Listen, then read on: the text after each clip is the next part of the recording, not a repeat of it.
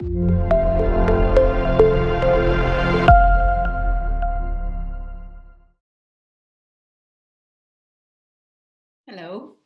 I'm Anna, and I want to start the seminar by telling you a story. My husband and I had arrived in Athens to visit our friends, Lucy and George, and we quickly got involved in the story they were experiencing at that time. Rashida, with her 2 young boys, had made the journey on foot across the mountains of Turkey from Kurdistan to Athens and were now in the streets of Athens, begging, homeless, and pregnant because of what had happened to her on the journey. Lucy was alerted to this situation by someone from an aid agency and quickly got Rashida into the safe house she was helping to run at that time. She persuaded Rashida to keep the baby because Rashida wanted to have an abortion. We arrived when she was about to give birth, and we were amazed and appalled at the level of bureaucratic hurdles Lucy and her colleagues had to overcome to get Rashida into a maternity hospital, and later to find a healthy environment for the family to stay in and a means of providing for them. And Lucy was doing all this on top of her day job. During this visit with Lucy and her husband, I realized in a fresh way how easy it was for the lines between duty and compassion to become blurred. How difficult it was for workers like Lucy to maintain healthy boundaries and consequently come close to the wire of being burned out. I wondered to myself how often had they managed to get a weekend off in the past year, and could they afford it? This whole incident became one of several factors that motivated my husband and I to consider moving to Greece, which we did a couple of years later. We wanted to support and help and provide member care and counseling to people like Lucy. It was like a passion, especially for me. I'm telling you this story as a way of introducing the subject of the seminar. I want to briefly explore the overall theme and include two perspectives that perhaps receive less focus than many current treatments of the subject. Firstly, the impact of burnout on the closest friends and family of the person who is heading into burnout. And secondly, the impact of burnout on those who have the least resources to manage or deal with it, speaking from an economic point of view. It is not going to be a how-to guide. I do not pretend to be an expert in this field. So much of what I will share is my own experience as a wife and mother and worker, living for over 40 years in a variety of cross-cultural missionary contexts, but also as a counselor, member care provider, mentor, and friend of several Christian workers working in high-pressure environments. Burnout is a topic that is probably familiar to us. We can read about it, listen to talks about it, and sometimes we can be presumptuous in our thinking that because we have all this head knowledge, we know how to manage our lives and our ministries and our projects. We have that acute sense of responsibility for the tasks we've been given. And this, combined with a real passion for the Lord and desire to serve Him and please Him above all else, can lead us into difficult paths. We can also feel that God has gifted us for the particular responsibilities He has given us, which is probably true. and we want to use our gifts for His glory. However, when we find that what we're doing turns out well, we feel ready to take on more. We like the idea of success. But at what cost to those around us and to us personally? What about the boundaries that God has set for us, for our own good, to bless us and those around us? My husband faced burnout when we worked in Pakistan. We were there for 18 years. He was in a responsible leadership position within our mission agency at that time, and he found the challenge of mission-church relationships exhausting. Here's what he had to say about that period leading to burnout. I felt a sense of plateauing. I had no more to give. I felt I was letting people down. I was no longer able to provide the leadership that was needed. People were getting annoyed with me because I wasn't able to respond to issues they were raising. Deadlines were being missed, and I was just weary of the continual bickering and personality clashes within our mission-related churches. I couldn't see a way out of the situation. So how did that affect me or my family at that time? Very few books or articles actually talk about this. There is a ripple effect when one partner goes through something like this. Dare I say it?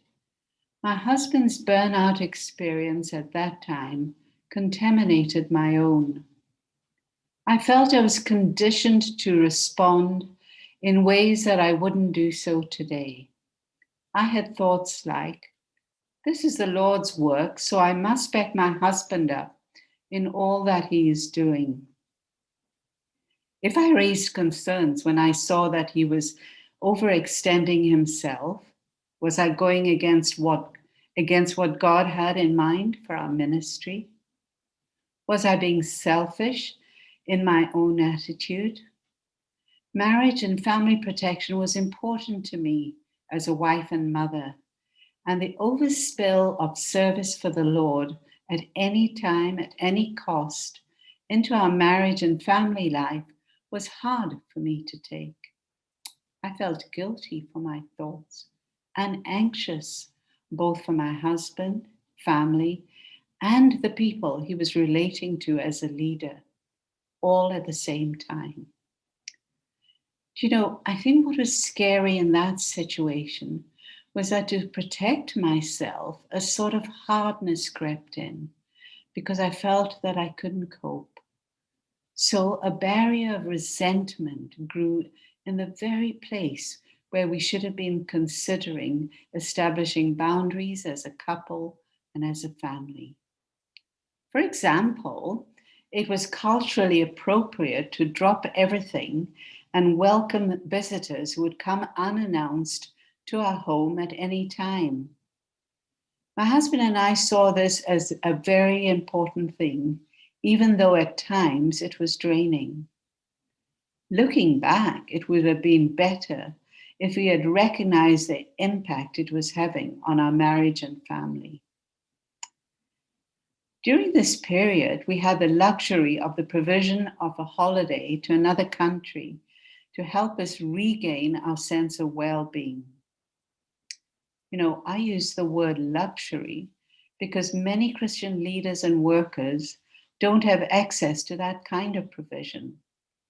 They face tough situations, they have limited resources, and some take on additional ministries or jobs to supplement their income, and in doing so, overextend themselves and begin to face burnout. We have a friend who is also a work colleague who pastors a small church plant here in Europe. This church does not generate enough income to provide for him and his wife. So he runs a business as well. He works all hours of the night to earn money, runs a church, pastors people. Is he on the road to burnout? Several times. How does one say to him that he needed to take a Sabbath rest, to take a holiday? how does he afford a holiday? It may be normal for us to say to people like our colleagues, you should take a holiday, find time to rest, go on a sabbatical. But to them, it's a luxury. There was another occasion when my husband began to recognize that he was on the road to burnout. This time it was in Portugal, where we spent 12 years. Again, he was overextending himself, taking on more and more responsibilities and facing what he calls the tyranny of the ought and not being able to say no. Let me say it in his words. What ought I to be doing? Why did I agree to that? I enjoy leadership, but why all these administrative duties? Seems that all I'm doing is just keeping the mission structure functioning smoothly. It's a burden to me more than a blessing. I feel I need to be there to solve every crisis, to be available for everyone. The early excitement, the fun and success in seeing God at work and finding creative solutions together is fading. So when he felt his creativity drying up and very little time to explore it, he realized that the symptoms he had experienced the first time round were beginning to manifest themselves. And so we organized things for him to take a sabbatical. And this helped him enormously to reorder his world. So how was I, as a wife, in all of this the second time round? I had my own mission-wide responsibility. And so, unlike the first time, did not feel constrained or conditioned to respond with patterns of thinking that I had previously. It was a much better situation for us to work through. So, how do we know when we're moving towards burnout? I'm not a professional expert, but there are some signs which you may find helpful. You begin to feel numb. You want to disengage with people or work. There's a loss of enthusiasm for investing in friendships, for being in community, and there is definitely a lack of joy. There's a sense of exhaustion, which is not remedied by having a good night's sleep. It's a long-term exhaustion. A friend of mine who did not really understand that she was facing burnout said that she quit her job and slept for a whole month. She was so completely depleted. There is a sense of pushing for success in the service of God. Yes, even in Christian circles, we can let ourselves be impacted by a sense of competition as it is defined in the digital age, a desire for recognition, to be called upon to give advice or to teach, to become noticed in our very own Christian celebrity circle. There's a sense of not connecting with God on a deeper level, of moving ahead of Him with decisions which you think is the way God wants you to move. And you know, rather than fitting into God's plan, you fit in God into your box. The service, rather than the one we serve, becomes our idol/God. So where do we go from here? Let me summarize this short talk with 3 headings. So here's my low-tech PowerPoint. Here's the headings. The first one is boundary lines. Okay. The second is lifelines. And the third is survival lines. So, boundary lines. Let's look briefly at boundary lines. In Psalm 16, verse 3, we read those familiar words. The boundary lines have fallen for me in pleasant places. Surely I have a delightful inheritance. From the beginning, God has put boundary lines in place for us to live and function and serve Him. We know that when we read the story, especially of Adam and Eve. In Genesis 2, we read that God bounded them in a well-watered garden. It was not their time or place to go out and explore the wilderness. They simply had to cultivate what God had given them for their fruitfulness in ministry and for the benefit of their family. When we overextend those boundary lines, push back against them in our service, we go into territory not marked out for us, or at least not for that particular season of our lives. And we can go in our own strength and wisdom. We need to discover those boundary lines for us personally, for our partner, if we have one, and for our family. And dare I say it, learn to live within them until such a time as God indicates that He wants us to move out and stretch our tents, as it were. Lifelines. So, what are your lifelines? Our lives as Christians means that we will engage in spiritual warfare, that we will face difficult trials. There will be storms raging in our lives, and some of those will be of our own making. So at these times, we will need to cling to these lifelines to help bring us into calmer waters. Here's a few that I think are important from my own experience. Taking care of your relationship with God, that time alone with Him. David says in Psalm 27:4, "One thing I ask from the Lord, this only do I seek, that I may dwell in the house of the Lord all the days of my life, to gaze on the beauty of the Lord and to seek Him in His temple." I cannot emphasize enough how important, crucial, critical this lifeline is in our lives. Time spent with God strengthens the most important lifeline we will need. Prioritizing Him above all is the key.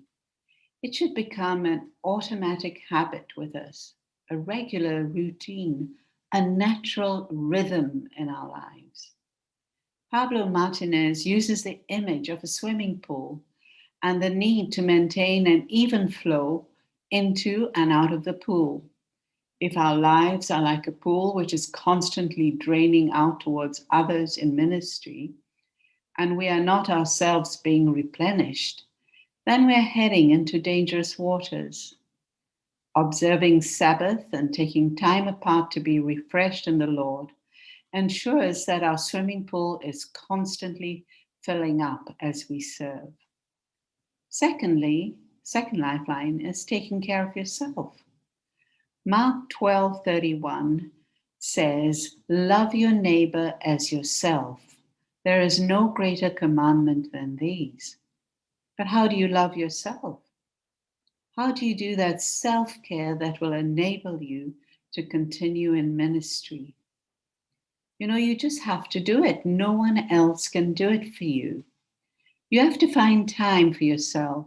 Take exercise, have a healthy diet, explore your creative gifts, develop hobbies, etc.